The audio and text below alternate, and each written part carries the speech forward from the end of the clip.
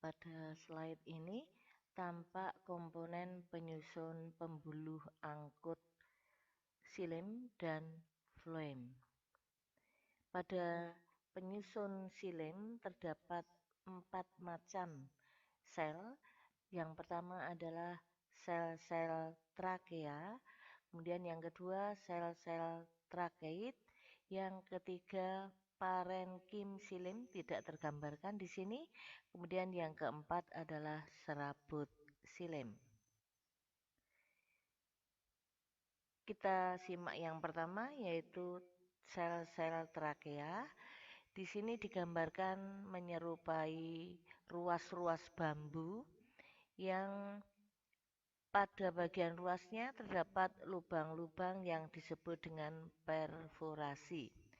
Atau ada beberapa yang malah tembus tidak ada sekatnya sehingga kumpulan atau tumpuan dari sel-sel trakea ini menyerupai paralon.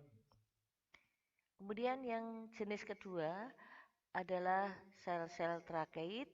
Ini sama dengan sel-sel trakea, bedanya ukurannya lebih kecil dan ujung-ujung selnya meruncing. Kemudian bagian yang ketiga adalah serabut xilem yang fungsinya sebagai jaringan penyokong pada xilem. 3 jenis sel ini adalah sel mati semuanya, sedangkan sel parenkim xilem sifatnya hidup. Pada penyusun floem digambarkan di sini juga 3, sebenarnya ada 4.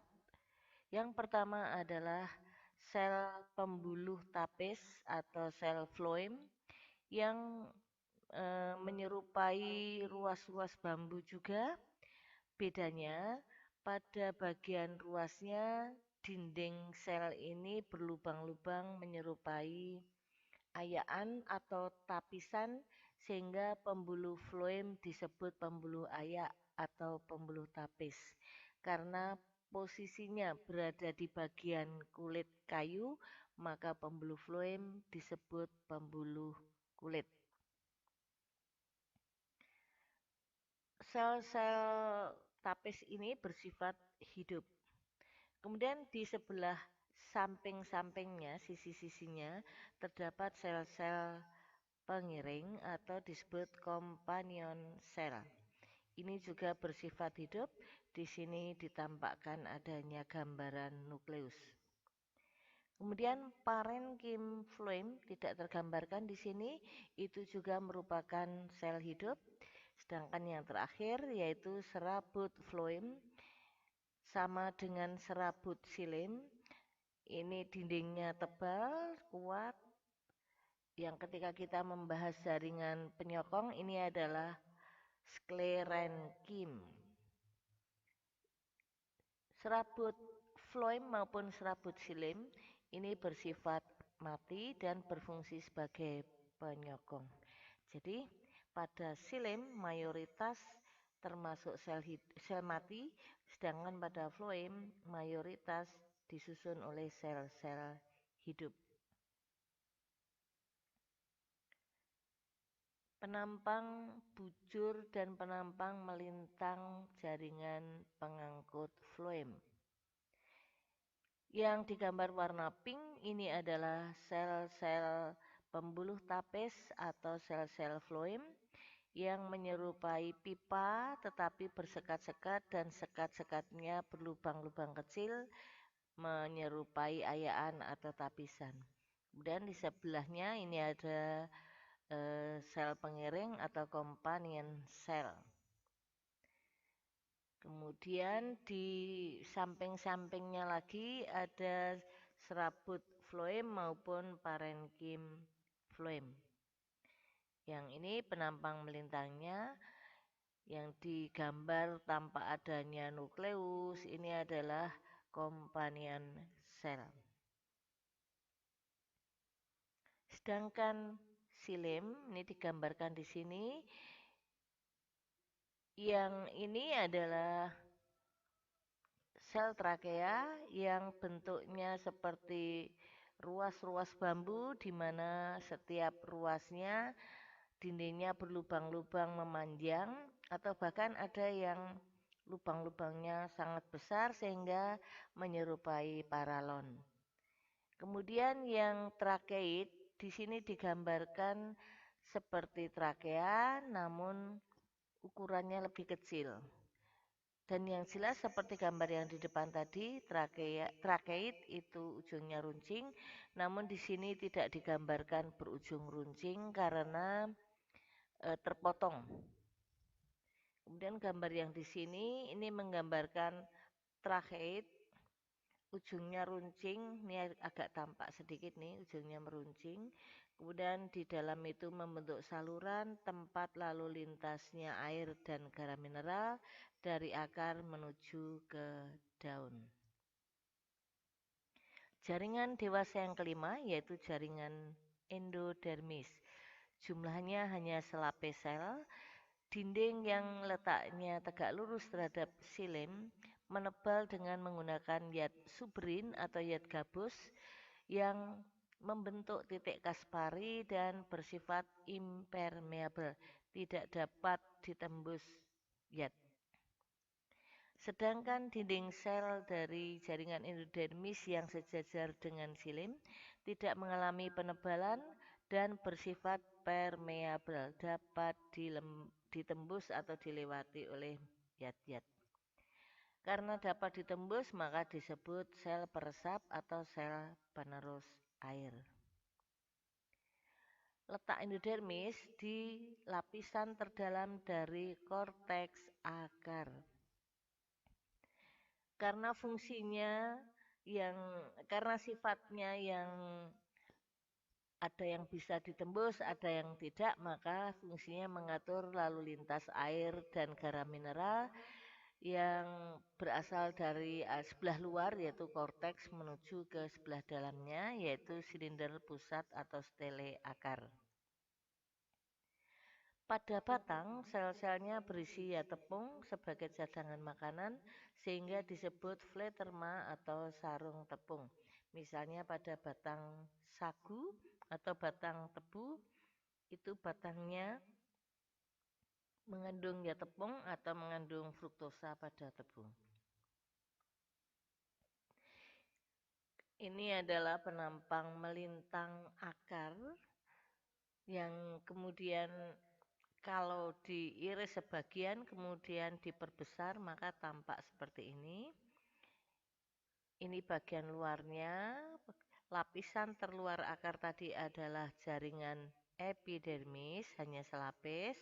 Kemudian di sebelah dalamnya berlapis-lapis. Ini adalah korteks yang tersusun dari jaringan-jaringan parenkim. Kemudian lapisan terdalam dari korteks itu disebut endodermis, selapis sel digambar warna oranye. Kemudian di sebelah dalam dari endodermis terdapat silinder pusat akar atau stele yang di sana terdapat jaringan floem maupun xilem.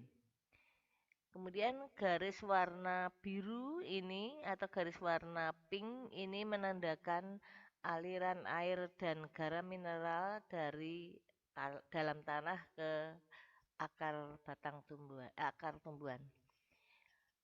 Maaf ada yang terselip. Pada lapisan terluarnya epidermis tadi di bagian-bagian tertentu selnya memanjang ke arah luar disebut dengan rambut akar. Ini dikatakan modifikasi atau perubahan bentuk dan fungsi dari epidermis akar untuk mendukung fungsinya sebagai alat atau sebagai tempat penyerapan air dan garam mineral dari dalam tanah. Kalau gambar jaringan endodermis ini diperbesar, maka tampak seperti ini. Ini di sebelah luarnya yaitu sel-sel korteks, kemudian berbatasan dengan endodermis yang hanya selapis. Di sebelah dalamnya ada silinder pusat yang di sini diwakili oleh adanya silim.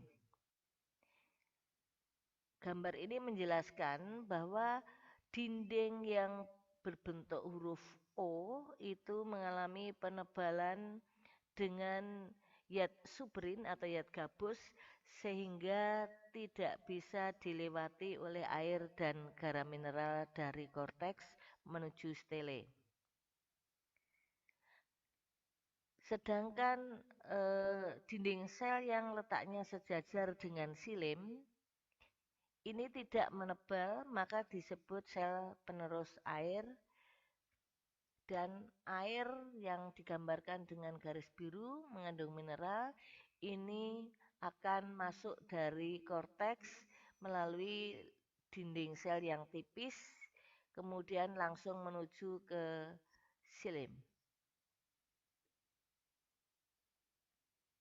Perbandingan akar dikotil dengan akar monokotil.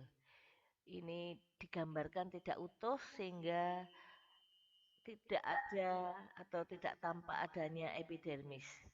Ini terpotong, jadi ini adalah korteks akar dikotil. Kemudian di sebelah dalamnya, ini yang disebut dengan silinder pusat.